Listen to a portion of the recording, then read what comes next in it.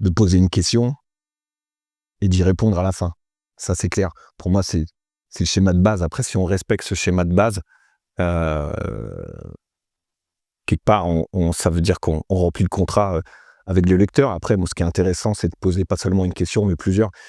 Moi, ce que j'ai l'habitude de faire dans mes récits, c'est qu'il y ait un gros fil narratif qui sous-tende tout le récit et qui est des tas de sous-fils narratifs qui vont se plaquer là-dessus, enfin, en dessous de tout ça, et que ça va faire une intrigue à tiroir. Et donc, je pose pas une seule question, mais je pose une grosse question qui va sous-tendre tout le récit. Après, j'en pose une deuxième qui va peut-être être répondue, ça va être répondu un peu plus tôt. J'en pose une troisième, une quatrième. En gros, j'en pose une vingtaine. Et Bonjour, nous sommes ravis de vous accueillir. Pouvez-vous vous présenter, s'il vous plaît ? je m'appelle Benjamin Dierstein, je suis auteur, je suis 42 ans et j'habite en Bretagne. Comment travaillez-vous sur le premier chapitre ? Un premier chapitre, pour moi, ça doit donner toutes les promesses de ce qu'on va avoir après. Et moi, ce que j'aime bien, c'est les prologues. J'aime bien qu'un prologue raconte, donne toute l'intensité de ce qu'on va avoir après. Par exemple, si mon roman, il doit faire un peu pleurer, il doit faire un peu rire, et il doit donner de l'attention, dans mon premier chapitre, il faut qu'il y ait tout ça puissance 10.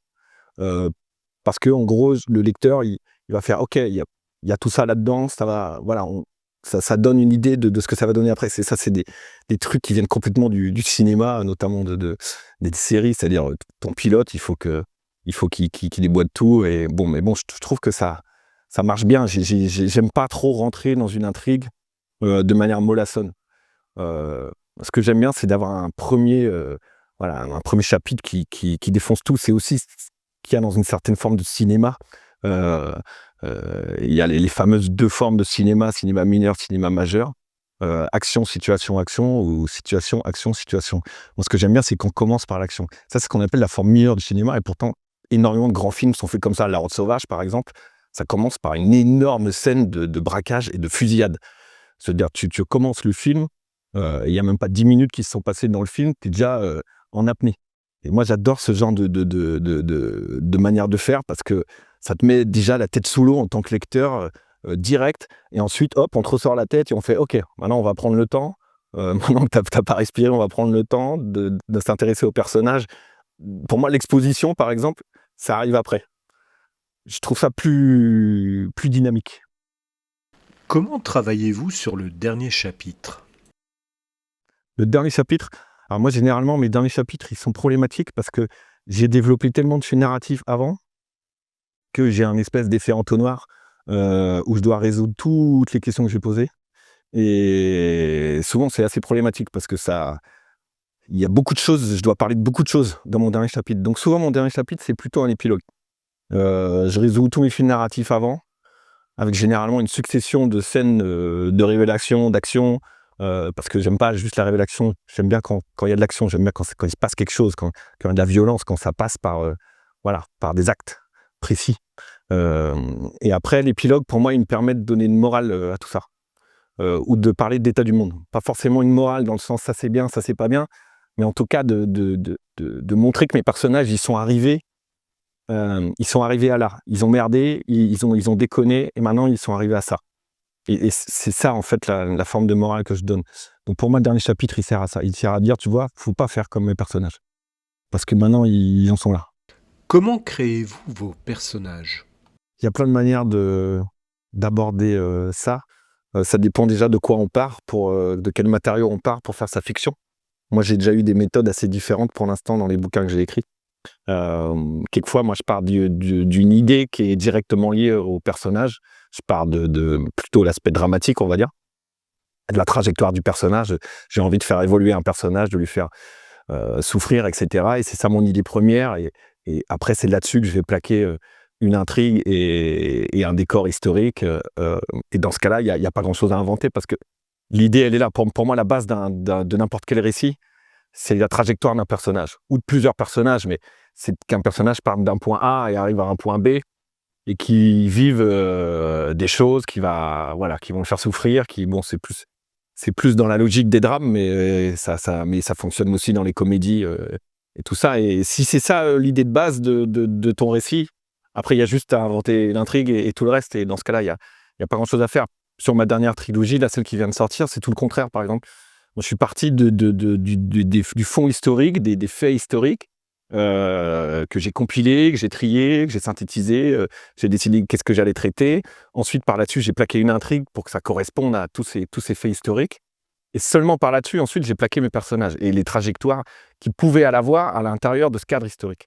Et donc là, il y a, pour le coup, un vrai travail de recherche de personnages, vu que c'est pas l'idée première, que c'est pas l'idée primitive. C'est là que c'est intéressant justement d'aller chercher comment un personnage peut évoluer au sein de ce cadre-là. Et après, comment ça vient? Franchement, je n'ai pas de méthode magique là-dessus.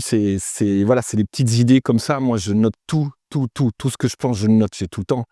Alors maintenant, j'ai mon téléphone, mais chez moi, j'ai des cahiers de brouillon et je note, enfin, je prends des tas et des tas de notes tout le temps. Et tous les mois environ, je mets ces notes-là sur des documents Word qui sont classés par thématique, par projet, etc. Quand je commence à bosser sur un personnage, je reprends toutes ces notes-là. Et souvent, c'est des notes assez contradictoires qui vont faire que ça ne marche pas, que je vais être obligé d'en supprimer certaines. Mais il y a plein de notes qui vont faire que ça va faire que, voilà, si je les agrège tous ensemble, ça va faire un personnage qui, il est un peu étonnant parce que il a ce côté-là et ce côté-là qui, a priori, est un peu paradoxal. Et en fait, bon, ça va permettre d'avoir un personnage qui a pas mal de relief. Comment travaillez-vous sur l'intrigue, sur la structure d'un roman? Je fais en sorte, en tout cas, dans les polars, de poser une question et d'y répondre à la fin. Ça, c'est clair. Pour moi, c'est le schéma de base. Après, si on respecte ce schéma de base, quelque part, ça veut dire qu'on remplit le contrat avec le lecteur. Après, moi, ce qui est intéressant, c'est de poser pas seulement une question, mais plusieurs. Moi, ce que j'ai l'habitude de faire dans mes récits, c'est qu'il y ait un gros fil narratif qui sous-tende tout le récit et qui est des tas de sous-fils narratifs qui vont se plaquer là-dessus, enfin, en dessous de tout ça, et que ça va faire une intrigue à tiroir. Et donc, je pose pas une seule question, mais je pose une grosse question qui va sous-tendre tout le récit. Après, j'en pose une deuxième qui va peut-être être répondue, à laquelle ça va être répondu un peu plus tôt. J'en pose une troisième, une quatrième. En gros, j'en pose une vingtaine. Et voilà, c'est ça qui fait qu'aussi qu'un récit va être plus riche, par exemple. Donc, c'est plus, moi, multiplier ce genre de méthode qui me permet d'arriver à ce que je veux. Comment gérez-vous la question du point de vue, c'est-à-dire qui est le narrateur, qui raconte? Le point de vue, alors ça m'intéresse beaucoup parce que c'est souvent quelque chose qui est un peu zappé par les auteurs. La plupart des auteurs, ils écrivent avec ce qu'on appelle une focalisation externe qui fait qu'on va pouvoir, enfin, ou plutôt un narrateur omniscient qui va faire qu'on va se permettre de se balader d'un cerveau à un autre au sein d'un même chapitre, par exemple. Moi, j'ai beaucoup de mal avec ça parce que c'est vraiment la tradition classique de la littérature. Ça a été explosé dès les premiers romans du XXe siècle, avec Virginia Woolf, Ulysse,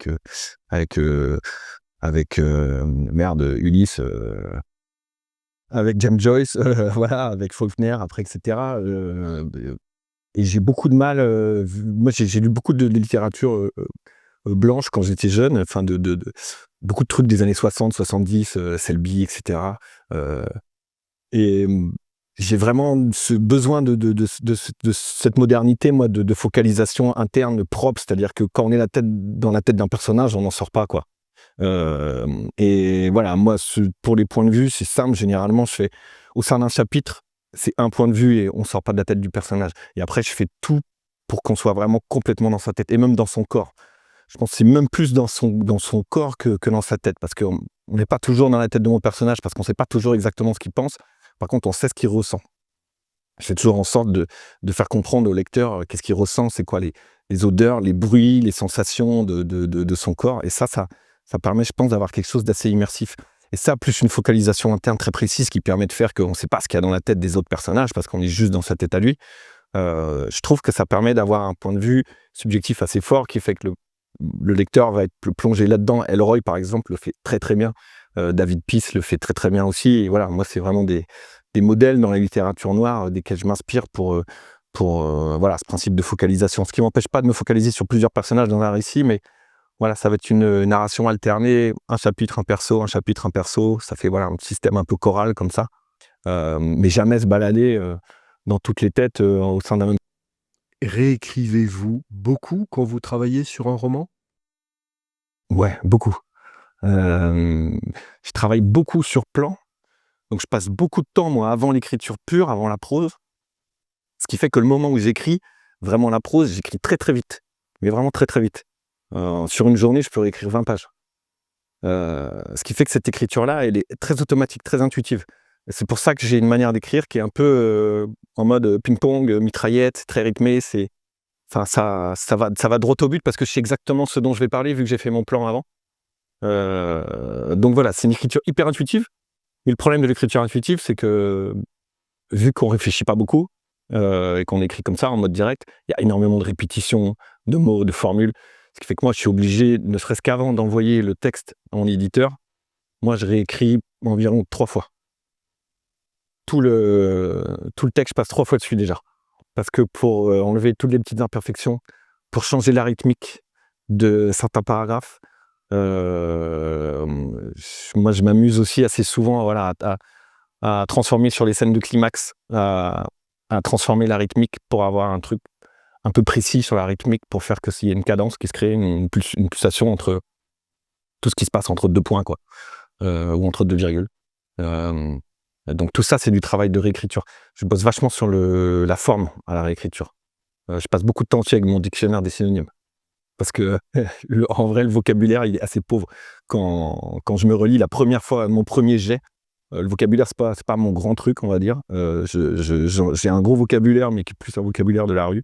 Heu, j'ai souvent besoin du dictionnaire de synonymes parce qu'il y a plein de mots que moi, je trouverais pas tout seul comme ça dans ma tête, et donc je passe beaucoup de temps à changer les mots parce que sinon, en vrai, il y a 10 fois le même mot sur la page, et voilà. Donc beaucoup, beaucoup de travail de réécriture. Ça me prend plus de temps que le travail d'écriture. Entre le plan, l'écriture et la réécriture, c'est l'écriture qui me prend moins de temps. Quel serait votre conseil à un auteur débutant? Lire et analyser.